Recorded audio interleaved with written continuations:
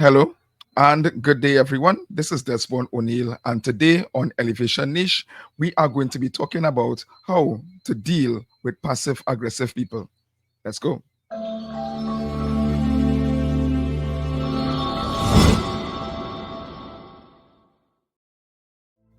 Hey, everyone. Welcome back to our channel. Today, we're diving into a topic that many of us encounter, but few of us know how to handle, and that is passive aggressive people. Whether it's at work or at home or among friends, passive aggression can be frustrating and confusing. But don't worry, we are here to help you navigate those tricky situations. So let's get started. All right. So the first thing that we are going to do today is that we are going to be talking about what is passive aggressiveness. Let's define what passive aggressiveness means. All right. So that's the first thing that we are going to do. We are going to define what passive aggressiveness is. Passive aggressiveness is a behavior characterized by indirect resistance to the demands or the expectation of others. Think of sarcasm, backhanded compliments, or sulking. It's not always easy to spot, but it can leave you feeling uneasy or frustrated. So, how can we deal with it? Let's find out. Right? So, the first thing that we are going to look at is some passive aggressive behavioral patterns. All right. And you know that we talk a lot about the narcissist on this channel. And so this is something that comes hand in hand with narcissism. If you have ever dealt with a narcissistic personality person or a cluster B personality disorder, this is something that goes hand in hand together with it. And we need to be able to spot it and how to not just identify it, but get around it, right? So let's look at some passive aggressive behavioral patterns, all right? So here are some things to look out for. Number one, sarcasm or backhanded compliments. It is giving a compliment, but on the other hand, they are really giving you some backhandedness. All right. So a good example of that is, wow, you couldn't find a better dress to put on, but it looks good on you though. All right. So they're giving a compliment, but they sort of giving you a backhanded slap with it. All right. Or, wow, that car is really, really nice. You sure you could afford that? You sure you're not selling drugs to get that? Those are the kind of backhanded compliments that we are talking about. So that is the first thing when you are dealing with a passive aggressive person. The second thing when you're dealing with a passive aggressive person is they might treat you with silent treatment. All of a sudden, you are talking, you are doing well, you are going good, and then all of a sudden they hit you with the silent treatment. Either they are really, really silent when you try to talk to them, when you are trying to start up a conversation, or maybe you're just trying to be friendly on work. This happens a lot on work, or with persons who you might be supervising or you are managing. I have been in those positions, and I can tell you this is something that passive aggressive people do a lot. They treat you with the silent treatment, or they might only answer you when you talk to them directly or when you prompt a response from them. But other than that, they are just going to be silent. They're not going to volunteer any ideas concerning projects. They are not going to put their input in terms of how to make the department or the company go better or anything like that. They are just quite silent. And what they might actually do is that if everything goes wrong, then they're going to pop up and then say, well, I could have tell you all that, or I could have said that, or I could have, just in order to make you, the individual, look bad. The third thing that we are going to look at is procrastination or intentional delays. Passive aggressive people always procrastinate or they intentionally delay. So for instance, you schedule somebody, because I work in the airport industry for some time, and sometimes you schedule somebody to work at a particular time, and then all of a sudden they might call 5 minutes before they are due to arrive on work. 5 minutes, and then they're telling you they're not going to be there, or they're going to be late or something like that. And then you know how to be saying, oh my God, what am I going to do? How am I going to fill this hole at this late hour?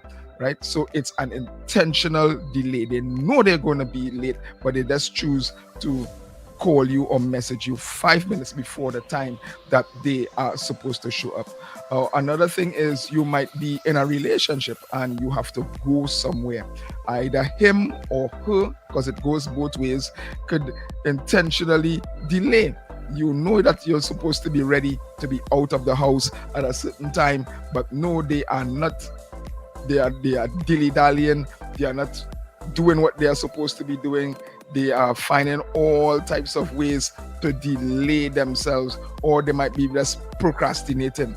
They might be slowing down and doing something, or they find themselves preoccupied in something else just in order not to go the function or whatever like that. So procrastination or intentional delays is another thing. The fourth thing that we're going to look at in terms of passive aggressive behavioral patterns is avoiding direct communication.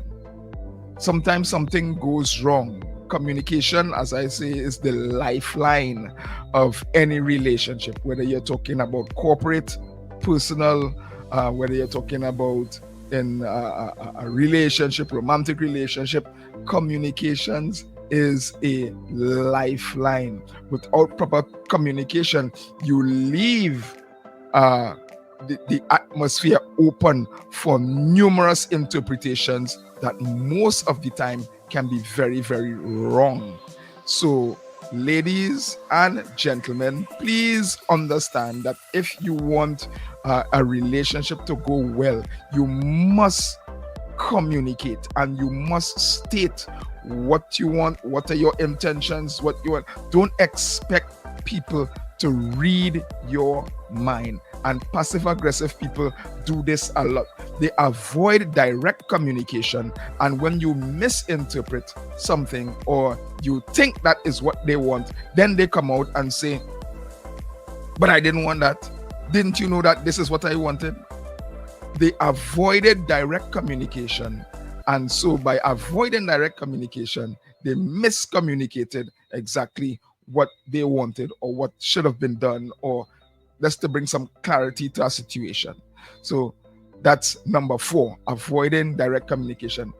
The fifth thing is, and you're going to find this a lot with the cluster B personalities or even the narcissistic personalities that people tend to have a lot of these days, and that is subtle digs or insults. All right? Everything is going well, you are communicating well, and then all of a sudden they find a way to subtly just insult you in this little way. A good example is, let's say you're driving in a car and you are about to drop the person somewhere, or you know that that's where you're going, and then all of a sudden they say, why are you putting me out here? Didn't I tell you that this is what we wanted to do? What happened? Are you foolish or something? All right. So they would give you an insult, or they might make some subtle digs at you. Why are you driving like that? You know, or that's not how professional people drive. Right. So they give you these subtle digs that really gets under your skin. And the people that have personality disorders, they do this sort of thing to get under your skin simply because they want to off balance you. And when they off balance you, then they can come out and say, hey, you see, this is what we're talking about. This is the reason why this is happening, or this is the reason why I don't like to talk to you, or I don't like to do this, because you fly off the handle when they give you a subtle dig or an insult, and they are not addressing what caused it. All right. We have a simple thing, those of us that do physics, cause and effect. People don't just fly off the handle. People don't just do things just like that. All right. There is a cause and effect, and we have to be very, very careful in terms of when you're dealing with people that don't have the correct personalities and all of that. Right? When you are dealing with people that don't have the correct personalities and all of that, they can be very, very misleading in terms of how they deal with you and how you interpret what they are dealing with. So subtle digs and insults is something that we must look out for. All right. So now that we know a little bit about some behavioral patterns with people that are passive aggressive, how are we going to deal with that? So let's look at strategies for dealing with passive aggressive people. All right. And I have a nice short list here for you. And the first one is stay calm. Right? The Bible has a common saying, and I'm going to put this scripture reference down below. He who cannot have control over his feelings is like, or emotions, is like a city without walls. So you can imagine back then, a city without walls is open for invasions by numerous tribes and other countries that are around. And so you must be able to guard your heart and be able now to not allow your feelings to be manipulated by passive aggressive individuals. So the first thing is take a deep breath, have a woo-sa moment and stay calm. Don't allow the digs, don't allow the insults, don't allow the silent treatment, don't allow the procrastination. Just don't allow it to get to you. Stay calm. The second thing is when you notice that you are being dealt with in a passive aggressive way, the second thing is to address the behavior. You address the behavior in a calm, neutral tone. You say, excuse me, I've noticed XYZ. Can we talk about this? Can we address the situation? This is how this behavior XYZ made me feel. Can we talk about this? And that person should be okay to talk to you about their behavior. But not all people have that open, communicative type of style. So you have to be very, very careful, especially when you are dealing with persons with NPD or narcissistic personality disorders or cluster B personalities. The third thing that we're going to look at is setting boundaries. You must be able to set boundaries as it pertains to person's behavior towards you. You can say things like, I don't appreciate your tone. Please don't raise your voice at me. I don't like your actions towards me concerning XYZ. Set boundaries and enforce them. Don't just set them or say, I don't like this, and then another time you allow them, because people can read the room, especially people with NPD. They are very, very perceptive and they can read the room. So if you set boundaries, make sure and enforce them. The fourth thing is, and it's going on addressing, or number two that we dealt with, which was addressing the behavior. The fourth thing is encourage open communication. By encouraging open communication, you are now able to deal with situations that you might be going through either on the job or in a relationship or in your family.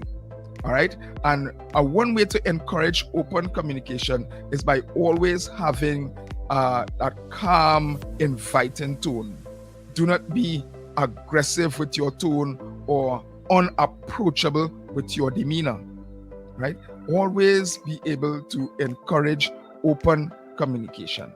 And the fifth way, right, or the fifth thing that all of us will have to come face to face with is after you have tried being calm, after you have addressed the behavior, after you have set boundaries, after you have encouraged open communication, and you recognize that none of that is working, especially over a period of time, you've got to know when to walk away. For managers and supervisors, you've got to know when to either, if you have talked to that person over and over and they have not listened to you, you've got to know, listen, you got to put them on a timeout. Suspension is something you can pull them before the HR so that the HR can talk with them. There are a number of things you can do. If they are always procrastinating, they're always late, they are not showing up on time, you can give them a warning letter and all of that. There are numerous steps that you can take. But in all and all, you've got to know when to walk away, when you are not going to be engaging in this type of behavior again, when you are not going to be allowing this type of thing to get at you. Because at some point in time or the other, you've got to say to yourself, enough is enough. And you've got to know when to walk away. If you're in a romantic relationship, you've also got to know when enough is enough. You're not going to put up with this. You're not going to spend the rest of your life dealing with this. You are not going to be going through this sort of thing. All right. So this brings us to the end of our little talk here today. And remember, when you are dealing with somebody who is a passive aggressive person, or you are dealing with passive aggressive people, it can be tough. But with the right strategies, you can manage these interactions more effectively. If you found this video helpful, please give us a thumbs up and don't forget to like and subscribe for more tips on handling difficult situations. Share your experiences in the comment section below. How do you deal with passive aggressive behavior, maybe in your life or in your relationship or on the job?